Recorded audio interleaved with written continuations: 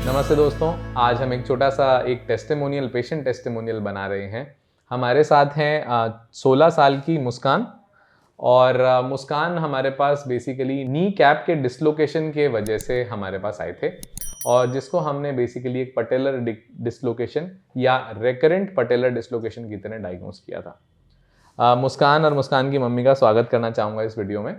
Ma'am, सबसे पहली चीज़ मैं आपसे पूछना चाहूँगा, मुस्कान को कब से प्रॉब्लम आ रही थी और क्या प्रॉब्लम आ रही थी? सर 2016 से प्रॉब्लम थी इसको। 2016 से। तो एक बार हम घूमने जा रहे थे तो सिर्फ बेड पे जरा सा लगा था, उससे इसकी जो पटेला था वो बाहर आ गया था। नी कैप डिसलोकेट हो गई थी इसकी। तो उसके बाद हम यहाँ आए और दिखाया इसे, इसका सीटी स्कैन वगैरह MRI सब कराया हमने। जी। उसके बाद मुझे पता चला कि इसको भी प्रॉब्लम है और सर्जरी करानी पड़ेगी। उसके बाद काफ़ी टाइम तक हम ब्रेसेस लगाते थे, इसके जो स्पोर्ट्स होते हैं वो लगाते थे। कितने समय मैम ब्रेसेस इस्तेमाल किया हमने? 3-4 साल। तो फिर एट लास्ट हम डिसीजन पे पहुंचे कि हमें सर्जरी करानी है। मैम, ये प्रॉब्लम एक नी में था या दोनों नीज में आया था? कभी लेफ्ट में होता था, कभी राइट में होता था। सो मैम, ये सवाल का इम्पोर्टेंस यहाँ पर आ जाता है कि ये जो प्रॉब्लम्स होती हैं, दर्शकों के लिए बताना चाहूँगा, ये यूजुअली बनावट में कुछ इश्यूज़ की वजह से होती हैं। छोटे छोटे एब्रेशंस रहते हैं जो कि स्ट्रक्चरल एब्नॉर्मैलिटीज़ की तरह हमारे सामने आती हैं, जिसकी वजह से पाली की हड्डी अपने सॉकेट में कंटेन नहीं रह पाती। MPFL नाम से एक लिगामेंट होता है जिसे हम मीडियल पटेलोफेमोरल लिगामेंट कहते हैं।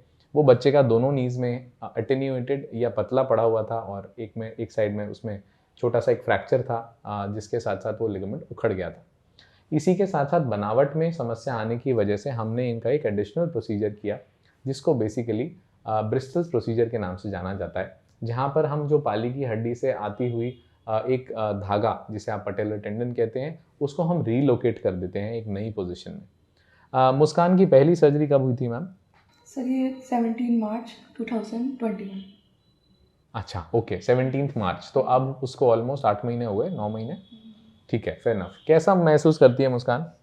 बहुत अच्छा महसूस करती हूँ। नॉर्मल और जैसा पहले था और अभी है, उसमें कितना फ़र्क है? बहुत ज़्यादा फर्क है, मैं सब कुछ कर पा रही हूँ। सब कुछ कर पाती है? कॉन्फिडेंट थी, इसलिए ही ये दूसरी सर्जरी के लिए खुद ही तैयार हुई है। बहुत बेहतर। मैं तैयार नहीं थी, लेकिन ये तैयार थी, क्योंकि ये कहती है मुझे दूसरा भी ठीक करना है। मेरा पहला ठीक हो गया तो मेरे को राइट लेग भी ठीक करना है अपना।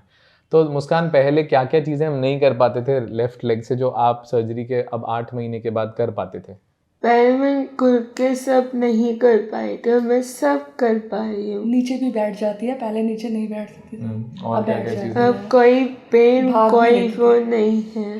पेन अब बिल्कुल भी नहीं है। पहले बीच में जब एक्सरसाइज करती थी तो होता था, बट अब बिल्कुल भी नहीं है, कोई प्रॉब्लम नहीं है। लेफ्ट साइड मतलब अब आपको लगता है करीब करीब नॉर्मल हो गई है? स्टिफनेस? नो, ज़्यादा नहीं। हाँ, कभी कभी। पेन? नहीं, पेन नहीं है। अब कभी भी ऑपरेशन के बाद ऐसा महसूस हुआ है कि लेफ्ट साइड की पाली की हड्डी निकल जाएगी, डिसलोकेट हो जाएगी? नहीं हुई। वो डर कभी लगता है? नहीं, महसूस नहीं होता? कोई हाथ भी लगाए तो भी नहीं? ठीक है, बहुत बढ़िया।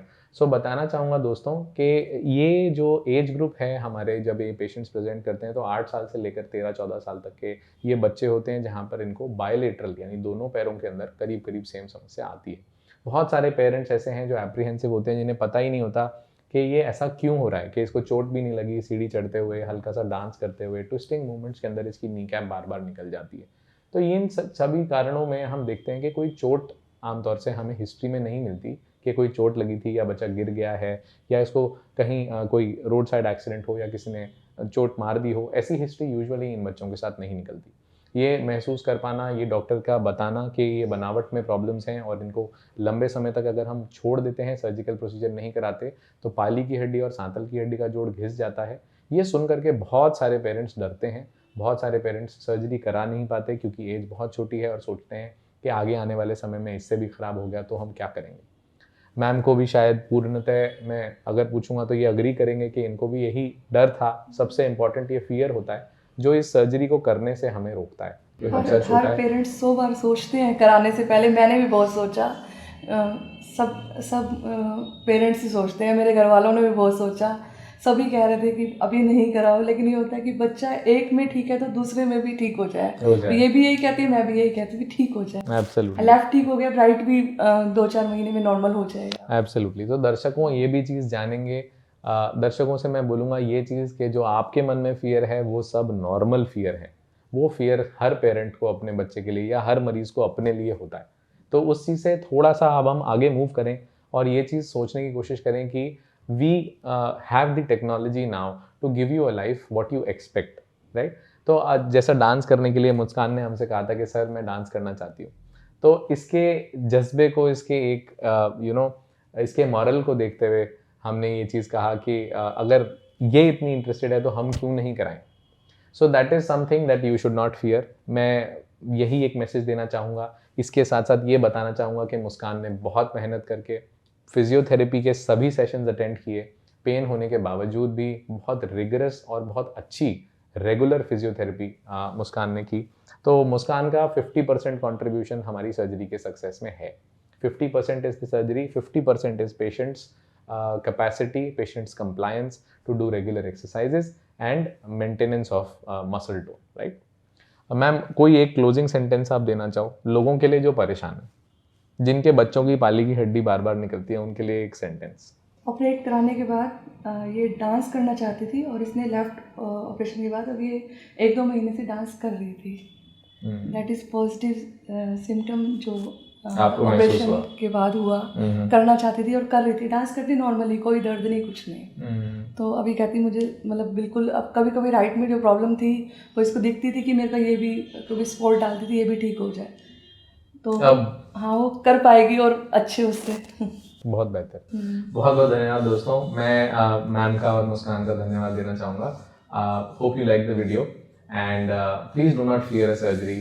Please try and understand what are the biomechanics where they are going wrong. अपने सर्जन से परामर्श करें, बात करें, समझें चीज़ को और उसके बाद उसके लिए